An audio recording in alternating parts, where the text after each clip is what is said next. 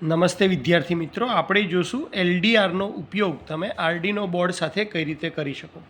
LDR ઘણા બધા સ્ટુડન્ટ્સના પ્રોજેક્ટમાં યુઝ થતો હોય છે, જેમ કે સ્ટ્રીટ લાઇટવાળા પ્રોજેક્ટ હોય, ઓટોમેટિક વોટર લેવલ કંટ્રોલર હોય, એ બધા પ્રોજેક્ટમાં આપણે એલડીઆર યુઝ કરતા હોય છે. પણ આગલા લેક્ચરમાં મેં કીધું એમ કે એલડીઆર એટલે કે લાઇટ ડિપેન્ડિંગ રેઝિસ્ટન્સ, જે આવો દેખાય છે, આ તમે ડાયરેક્ટ યુઝ કરી શકતા નથી.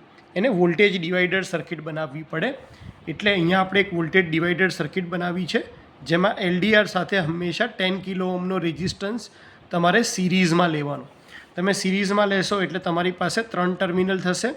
એલડીઆરનો સ્ટાર્ટિંગ પોઈન્ટ, બીજો પોઈન્ટ કે જ્યાં એલડીઆરનો એન્ડિંગ પોઈન્ટ અને 10 કિલો ઓહ્મનો પોઈન્ટ મિક્સ થતા હોય, અને ત્રીજો ઓહ્મ છે 10 કિલો ઓહ્મનો એન્ડિંગ પોઈન્ટ.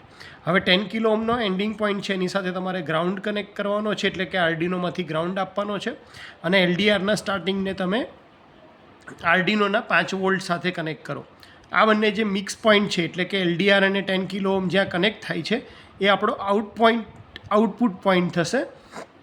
અને એલડીઆરની વેલ્યુ કન્ટિન્યુઅસ વેરી થતી હોવાથી આપણે એને આર્ડિનોની અંદર જે આપણા એનાલોગ ઇનપુટ ટર્મિનલ છે, એનાલોગ ઇનપુટ અને આઉટપુટ પિન છે, ત્યાં એની સાથે કનેક્ટ કરી શકીએ. એટલે હવે જો મેં શું કર્યું છે, તો અહીંયા એક એલડીઆર લીધો છે, એની સાથે 10 કિલો ઓહ્મનો રેઝિસ્ટન્સ સિરીઝમાં કર્યું છે. એલડીઆરનો જે પહેલો ટર્મિનલ છે એને મેં સપ્લાય આપ્યો છે, સપ્લાય વોલ્ટ આર્ડિનોના 5 વોલ્ટમાંથી આ બ્લુ વાયર મારફતે, અને ગ્રીન કલર છે એ ગ્રાઉન્ડ આપ્યો છે રેઝિસ્ટન્સના છેલ્લા ટર્મિનલમાં. આ બંનેનો જે કમ્બાઇન પોઈન્ટ છે એલડીઆર અને રિયોસ્ટેટનો, એમાંથી મેં આઉટપુટ લીધો છે, અને આઉટપુટ યલો વાયરમાંથી મેં આપ્યો છે A0ની અંદર. તો આમાં મને શું મળશે, તો આઉટપુટ જે મળશે એ મને વેરી થતો મળશે. કેટલાથી કેટલા વચ્ચે, તો 0 થી 5 વોલ્ટની વચ્ચે વેરી થતો મળશે. એ મેજર કરવા માટે મેં એક મલ્ટીમીટર અત્યારે યુઝ કર્યું છે વોલ્ટમીટર તરીકે, અને એનો એક ટર્મિનલ મેં આપ્યો છે A0માં અને બીજો ટર્મિનલ આપ્યો છે ગ્રાઉન્ડમાં. એટલે અહીંયા આપણને આઉટપુટ છે એનું રીડિંગ કન્ટિન્યુઅસલી દેખાયા કરશે. તો અત્યારે તમે જોઈ શકો છો કે 3.3 વોલ્ટ આવે છે.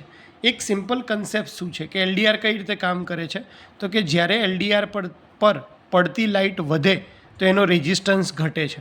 હવે રેઝિસ્ટન્સ ઘટે એનો મતલબ શું થાય, એનો રેઝિસ્ટન્સ ઘટે તો રેઝિસ્ટન્સ ઘટે એટલે કે એનો વોલ્ટેજ ડ્રોપ કેવો થાય, ઓછો થાય, અને અહીંયા વોલ્ટેજ ડ્રોપ કેવો થાય, વધે.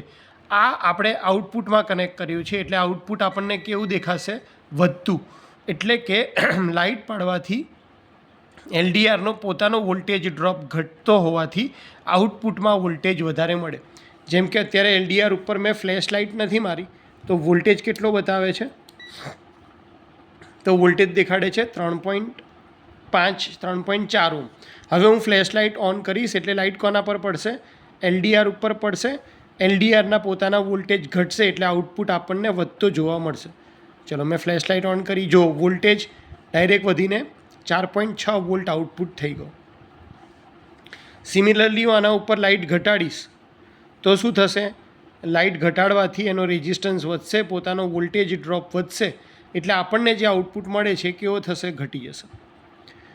તો આ રીતે તમે એલડીઆરનું સેટિંગ કરી શકો છો. આ એલડીઆરને તમે ઇનપુટ તરીકે આપી રહ્યા છો એનાલોગમાં, અને એનાલોગમાંથી રીડિંગ લઈ અને તમે તમારા પ્રોગ્રામને કઈ રીતે તમારે કેટલી લાઇટ ઉપર ઓપરેટ કરવો છે એ તમે સેટ કરી શકો છો.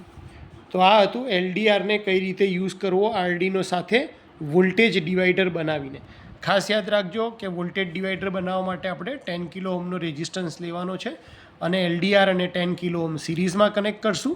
બંનેનો કનેક્ટિંગ પોઈન્ટ છે એ આપણો આઉટપુટ પોઈન્ટ છે, જેને આપણે એનાલોગ A0માં અથવા A0થી A5માંથી કોઈપણ એક ટર્મિનલમાં તમે આપી શકો છો.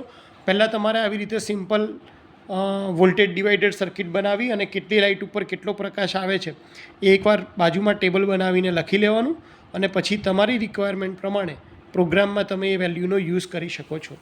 તો હોપ કે તમને એલડીઆરનો યુઝ આર્ડિનો સાથે કઈ રીતે કરવો એના હાર્ડવેર કનેક્શન ખ્યાલ આવી ગયા હશે. Thank you.